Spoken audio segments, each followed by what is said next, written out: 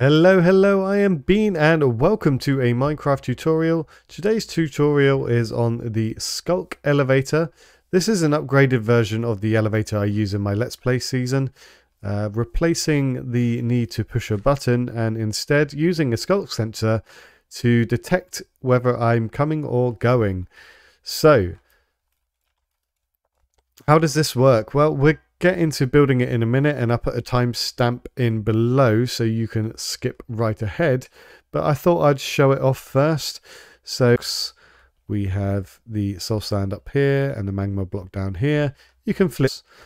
So in the chest, these are the items we need: a sculk sensor, a target block south direction, 4 white wall if you're building in a east-west direction. That's because the sculk sensors, the way that Mojang apparatus, 2 sticky pistons, magma blocks, and whatever bits and bobs you need in order to make the infrastructure yourself. So let's put down the sculk sensor again, and I'll show you how it works.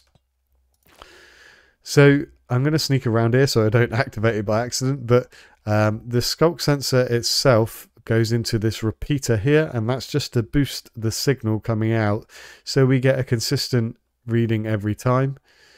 The redstone comes into these 2 comparators. They're facing opposite directions and linking the output of one to the input of the other, and that just makes a burnout system. I'm not sure what it's called, but that's what I call it. The redstone goes up here to this hay block and onto a redstone torch to invert the signal. This hay block is because the redstone sort of automatically feeds into it, whereas if I use a normal block there, the redstone doesn't want to sort of target into it.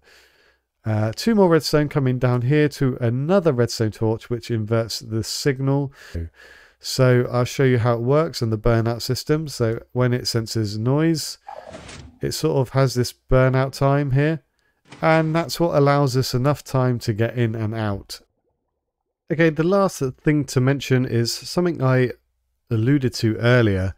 So this is currently in the north-south direction. If we wanted to build in an east-west direction, the sculk sensors actually pick up the sound of the piston through here. So if this was facing in an east-west direction, then we would have to add in another wall block there and another wall block there. Other than that, this is a pretty simple and useful redstone gadget. I highly suggest you do this if you've got a caves base, much like I have, because it's very useful. Thanks for watching this tutorial, and until next time, see you later.